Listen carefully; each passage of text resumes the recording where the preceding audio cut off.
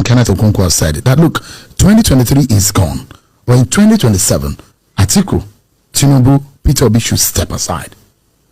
Would you be supporting Peter Obi in 2027? Or you hold the view that they should step aside? You know what I found strange about that statement, and I remember we had a long conversation with Kenneth Okonkwo. I called him out, like, on what basis was Atiku, Tinubu, and Peter Obi put on the same pedestal? Yes, or use the same bench, a paint or brush used on them. It might have made sense to him, and he has a right to his own opinion. It doesn't to me. I don't see in what capacity has that would that happen. And for me, Peter Obi is one person whom I know has the love and care for people. He has empathy. He feels what happens to the citizens, and it's someone that I see who wants to have a legacy. That's something that's important to me. I'm not looking for someone who gets to office who doesn't care, who all he's thinking about is how do I take more money, how do I buy a private, more presidential jets for myself, more yachts, more whatever for myself, rather than how do I ensure my name that in the next 100 years, 200 years, when they're talking about Nigeria, it's me. And this is someone that I know has the courage to take on the issue.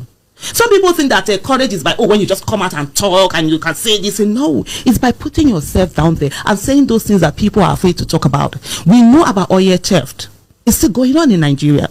And there's one candidate who spoke about it repeatedly. And since after the election, it's almost as if nothing is being said about it. And you see what he said about the oil cabal.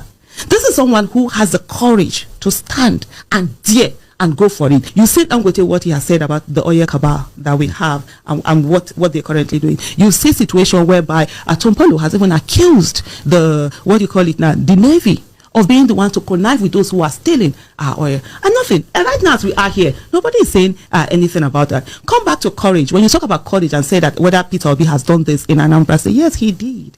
You saw what he did with the Ubad family? What's this other one? There was a whole lot of like exactly what we have in Nigeria. There was a hold in Anambra state where people felt that there are certain people who control the state and nothing could be done about it. And he came on and he stood. He won the election. The election was rigged. He went to the courts, you understand, to ensure that the right thing was done, and he stood for so many years. And one of the things that he always talk about is sometimes when he goes to that, he used to go alone, whereas the other ones are coming with their shoebi, they're dancing, they're drumming, they're going on. He stayed on, you understand. That in itself is courage. One of the things you've not asked, but I'm going to ask you, one of the things that people have said is the fact that after the 2023 election, he could have asked that people be on the street. People, for them, that is courage. That's not necessarily courage. This is someone who said, no, I'm going to follow the legal system and take it to the end. I believe in the Nigerian institution and I believe in the Nigeria and go with it. But there are people who feel that it's always about get people to be on the streets, get them to be out there, put them on in harm's way or fire's way or whatever. And Peter Obi has said no,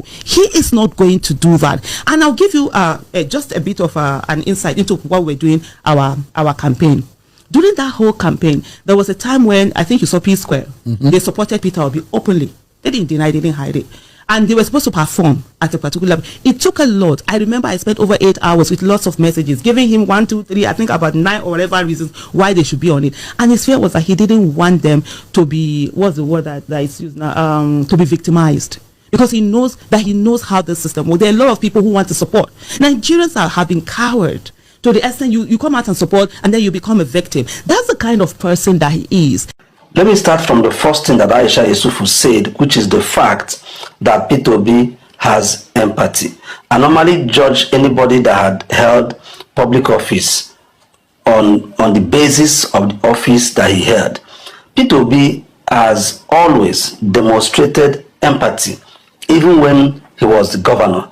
This is the same man that when if there was any crisis in Anambra State when he was governor, this man would go there. There was even a time that this man entered the flood with the people. He entered there as a sitting governor. He entered boats and he went there, sympathized with the people. He even gave a government lodge for victims to stay. Even some that were not from his state.